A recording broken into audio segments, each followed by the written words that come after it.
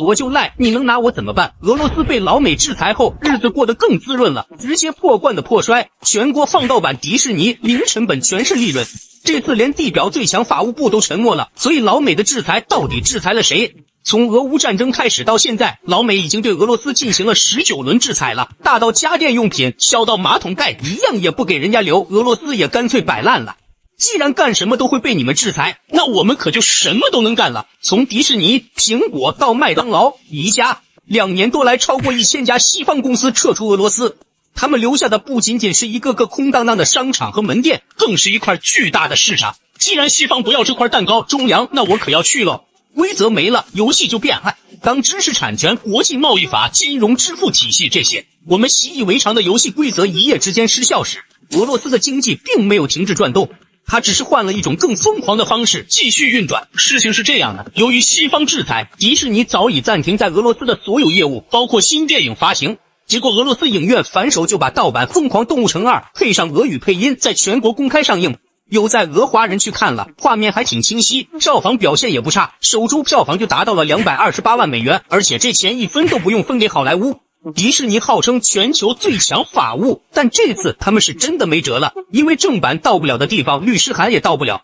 就算他们费劲进去了，俄罗斯的法院也大概率不会受理他们的起诉。但我很好奇的是，被老美制裁这2年多，俄罗斯是怎么过的呢？疯狂动物城盗版事件只是冰山露出水面的一角，在水面之下，一整套被称为平行进口的灰色体系正在支撑着俄罗斯普通人的日常生活。什么是平行进口？说白了就是官方授权的渠道断了，我就找第三方搬运工。这些搬运工通过哈萨克斯坦、亚美尼亚、土耳其等中间国家，把苹果手机、宝马汽车、香奈儿包包，甚至麦当劳的原料，想方设法运进俄罗斯。以前你买部 iPhone， 钱是付给苹果公司的，现在您买部平行进口的 iPhone， 钱可能流向了迪拜某个贸易公司，手机从中亚某国辗转入境，价格贵了 30%、-50%， 保修不存在的。俄罗斯政府不仅默许了这种行为，甚至在2022年直接将其合法化，理由很简单，老百姓总要生活，国家总要运转。这就像家里突然被断了煤气，你总不能活活饿死，只好在院子里支个土灶捡柴火做饭，样子是难看了点，但饭好歹是做熟了。更绝的是那些山寨玩家，麦当劳走了，原班人马、原样配方，甚至原来那个金色拱门 logo 摇身一变成了就是美味餐厅，开得比原来还火。肯德基变成了 Roastic， 星巴克变成了 Stars Coffee， 这些本土替代品牌靠着熟悉的味道和更低的价格，迅速填满了市场的胃。对他们来说，西方巨头的撤离不是危机，而是千载难逢的商机，没有成本，全是利润。当然，光靠放盗版电影和卖山寨汉堡撑不起一个大国。俄罗斯经济真正的2根台柱子，一根叫能源，一根叫军工。先说能源，欧洲不买了，没关系，东方有买家。俄罗斯把输往欧洲的天然气管道一转，加大了对中国、印度等国的出口。虽然价格打了折扣，运输成本也高了，但石油和天然气依然是滚滚而来的现金流。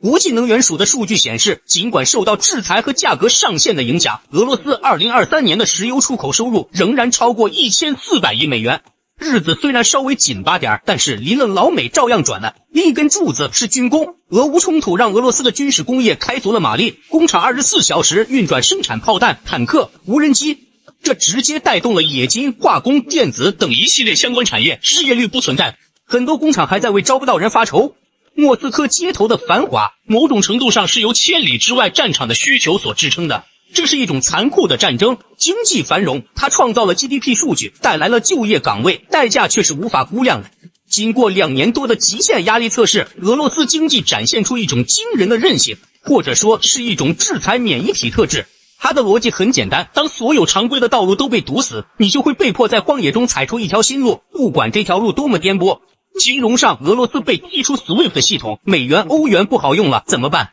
那就大力推进去美元化，在国际贸易中更多的使用卢布、人民币甚至印度卢币。俄罗斯的金融系统和外界没有完全断开，而是重新接上了一套非标的接口。科技上，英特尔、台积电不卖芯片了，俄罗斯就大量进口来自中国的民用芯片，拆解全球各地的洗衣机、游戏机，获取其中的半导体。高端制造固然受阻，但维持基础工业和生活消费的替代供应链已经初步形成。心态上，那种既然被全世界针对，那就破罐子破摔的实用主义渗透到了社会的各个角落。上映盗版电影而不觉羞耻，正是这种心态最直观的体现，道德和规则的枷锁在生存和民族情绪面前被暂时搁置了。但是这种免疫的代价是极其高昂的。首先，生活水平全面下滑，通胀一度高达2位数，虽然现在有所缓和，但物价依然高企，进口商品变得昂贵且稀缺，中产阶级的消费能力被严重侵蚀，普通人最直观的感受就是钱不值钱了，选择变少了。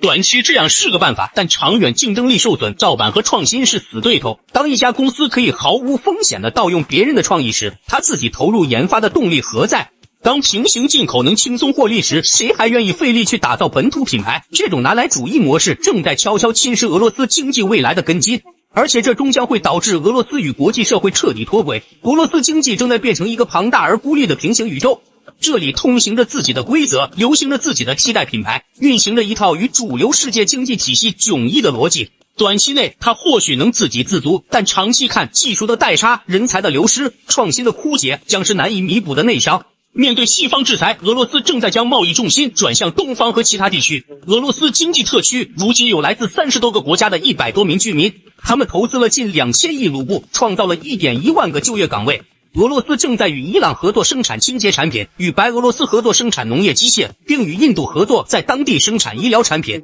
自2023年起，俄罗斯实施了黄金签证机制，为外国投资者简化居留许可获取程序。已有来自中国、美国、土耳其、德国、韩国等国的投资者利用了这一机制。盗版电影这事儿证明了，当一个大型经济体铁了心要活下去时，常规的制裁手段确实难以将其击垮。对于俄罗斯普通人来说，他们坐在影院里看着盗版的朱迪兔和尼克胡时，获得的或许是1-2个小时的廉价快乐，但走出影院，他们面对的是一个选择更少、价格更高、前途更不确定的真实世界。这场疯狂动物城的现实上演没有赢家，它只留下一个问题，让全世界思考：当经济沦为地缘政治的纯粹工具时，人类共同建立的商业文明与规则，最终还剩下什么？